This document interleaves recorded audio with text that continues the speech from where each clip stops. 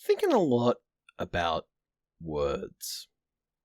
Thinking a lot about how we use them. Thinking a lot about why I don't use them. Hindere Beat is a dreamlike, fluid parkour platformer with a room-to-room puzzle-solving vibe. It's in the model of games like Prince of Persia, the original 2 in 2D, on a computer that is old enough now to be mad about how young people are voting. In that particular model of game, levels are sort of labyrinths designed out of puzzles. Each room has some element of an individual problem to solve, but you still need to pick the right path through those rooms, one after another. In the original 80s games, you had to first work out the right place to go, then work out the way to get there without killing yourself. Hinedere Beat is a little like that, but without so much of the grand labyrinth. Instead, you're running through a reasonably linear, limited set of rooms, which deliberately stop you from getting lost by encouraging you to instead keep going forward, and offers you a story as a way to incentivize that movement. And that story I liked a lot. You might notice, though, that I'm just showing you gameplay and not any of the story. I'm not even showing you how this game shows you its story, and intentionally so. This is in part because the story is itself pretty interesting and easily segregated out from the play experience, meaning that you can go into it blind if you want to, but also because it's horny. And it's horny in a really specific way. And that was one of the words I got thinking about. What is a horny game? In this case, it's a game where there's a romantic plot and it plays out and progresses from meeting to kissing to different types of sex. Hand stuff if you're feeling particularly detail-oriented. There's also a delicious dash of what I guess I'd normally call anime bullshit, if I was trying to be dismissive about it, but which serves as more sort of a general warning label. Something that'll surprise you if you're not familiar with the media form, but something very forgettable if you are. You'll gloss over it, probably. It's horny, but like the horny is part of the game without being a distraction from it. It's not something that comes out of nowhere, and it's also not a character with unnecessarily large boobs bouncing around while you do the platforming. Instead, it's the story. A character is pretty forward, but it's hardly a mystery as to why you wind up having sex. It has a feel to me of games from the late 90s that didn't come with documentation, downloaded off sketchy sites that maybe didn't work because your operating system couldn't handle Japanese characters. There's a characteristic of the visual novel to it, but also of that time of visual novel, where characters spoke in a particular cadence being translated by a very small number of people who had gotten used to having their own personal way of doing odd or awkward translations. Meaning there was this sort of shared oddness in all word choices. I think it was back then that people like me learned a particular type of chat role-playing space aesthetic. The translators striving to represent Japanese sound effects that can convey a lot of meaning in familiar sounds, resulting in English text like asterisk gripping, or open bracket, sharp breath, close bracket. Anyway, while there's oddness to it, it's not an odd idea. You go on a date, and you wind up having sex. It's just the character of the date isn't very standard. And that's where we run into the next word to struggle with.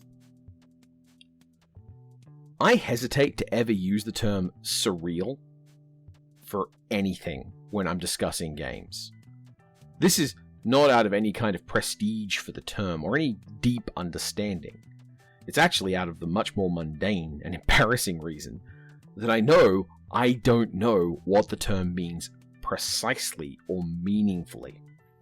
And between theatre, film, and art, my personal nerdosphere has people who I am pretty sure will judge me for using the term incorrectly. And hey, why should I use a term I don't quite understand to invoke something I think I mean? Aside from that being how most language works if you believe Wittgenstein, and I kinda do, without this word in my repertoire, I have to consider what I mean when I try and reach for it. I hear the term surreal used to describe the movie Inception a lot, and then subsequently it means like Inception to people, which also, funnily enough, often means about the process of making a movie, which is what Inception mostly makes me think of. What I think I want to say when I intuitively reach for surreal is not an invocation of incoherence, but one of dreams. So yeah, this game is dreamlike. It begins and it ends with your character waking up or falling asleep, and it's hard to say which and what it means, because the story features things like cybernetically controlled traditional Japanese ghosts, or rewriting your own past, and robot drones that are interrupting, again, a date. It's a pleasantly weird story. Inevitably, though, in a conversation around this kind of game with this parkour playstyle, there's another word that comes up. That word is flow. Flow is a term you probably know from this graph or from someone else in a much more successful games conversation channel bringing it up. But its origin point is... oh god help me. The book Flow, The Psychology of Optimal Experience by Mihaly Csikszentmihalyi. That's the best I can do. I'm sorry how that sounded. I'll do my best. This book is one of those great games studies books in that it has an idea in it that lots of people have built out and explored, and stopped reading the book the second they got to the definition because the rest of the book has some problems. For you unfamiliar, Flow is a book about flow states, which is so much like what you would describe as being in the zone that the Wikipedia page lists them on each other's disambiguations. Without going in depth on the book, it's an idea that psychologists and occupational therapists put to some use, which is great. I'm glad it's a term that's useful for considering how people focus on play experiences. My beef comes later in the book, where Mihaly, talking about why people experience it and what kind of people experience it, trots out ideas like, part of the answer probably has to do with innate genetic causes. Some people are just temperamentally less able to concentrate their psychic energy than others. Among school children, a great variety of learning disabilities have been reclassified under the heading of attentional disorders, where he goes on to describe that people with attention disorders can't achieve flow or true enjoyment. But don't worry, he also throws people with anxiety conditions in as well. A less drastic obstacle to experiencing flow is excessive self-consciousness. A person who is constantly worried about how others will perceive her, who is afraid of creating the wrong impression, or doing something inappropriate, is also condemned to permanent exclusion from enjoyment. It isn't like flow is a terrible concept, it's just that when you read these statements, it kind of makes you wonder what this person knows about psychology at all. People who are anxious and people who are distracted are unable to attain true enjoyment? Unable to tap into flow states? Then knowing that these are things that can be persistent and across a person's whole life, how universal is flow? These days, who can attain flow? But also complicating this is that this is a chapter that comes after a chapter in which he describes the ideal of people who do things not because of incentives, but because of their entirely focused enjoyment of doing them. The sigma male of the flow state. He calls this the autotelic personality.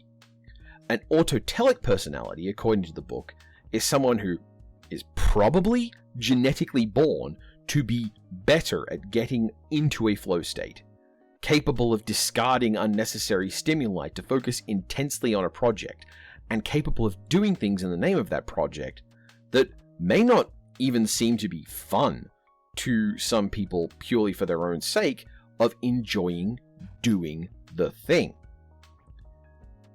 I'm describing it as fairly as I can from the book, without saying the term autistic hyperfocus, because that wasn't a thing people talked about even in the context of psychology books in 1975. And all this is after he forwards that the Nazis were probably in a flow state presented to them by the propaganda of the war. It's also before he suggested an inability to find enjoyment and fun in things was part of how African slaves in the Caribbean died out. And in both cases, I think there might be some other factor at work as to why these things happened. You know, people with guns were around. This book is from 1975. It's old, and it's by an author who definitely had some weird opinions and bias against things like well-supported socialist safety nets. It's not to say flow is an idea that we should throw out, necessarily, but it does make me wonder about when I want to use it to invoke an idea in a game, because the rest of that book has some frightful stuff in it that goes unexamined when you take one idea out of it. And this is a thing that game studies always does, you know. I like making fun of Roger Caillois because of the misogyny and the racism, but it really is a rarefied air in the genre of old-timey racism. Caillois argued that the destiny of a culture can be seen in its games, and because Europeans played competitive games like chess and poker, which both give you a way of handling random chance and a way to be competitively aggressive, that was why European culture dominated the world. The game dictated their destiny of domination and superiority. This was used in contrast with African games, which Caillois did not look at all. If you're a student of games, you might know that chess is from India, and poker is from Persia. And so to head this idea off at the pass, Caillois argued that Oriental cultures, meaning everything to the east, don't experience the same drive to win at games because they were fundamentally non-innovative cultures. Which is, I'm pretty sure, some invented racism for this argument. A sort of special pleading that my theory works if you ignore where it doesn't work, and it doesn't work for those other people because they all share the Japanese idea of wan. What does that mean? It's not well explained. And this is why I was thinking about words. Am I inviting in those ideas when I look at games and use those words without thinking about it? How Orientalist is my perspective on Hindere Beat? Because it's a game with an anime aesthetic. It reminds me of Japanese video games for distributing pornography in the 90s. Its storytelling is disjointed and it invokes manga stories I am familiar with. And it does have, after all, an amazing sense of flow. I am reluctant to use the words horny, surreal, and flow. And it's not for monetization reasons. I brought up the Nazis in this video. This video about a really cute parkour platformer that I do recommend. It's quite cheap and quite enjoyable. I really liked this game. I liked the romance it told, and I liked how it interpreted that with being the coolest girl in the world, doing ridiculously badass things to impress a cute girl you were on a date with. And it also made me think about words I use, because I didn't want to just openly talk about the way the game encouraged flow.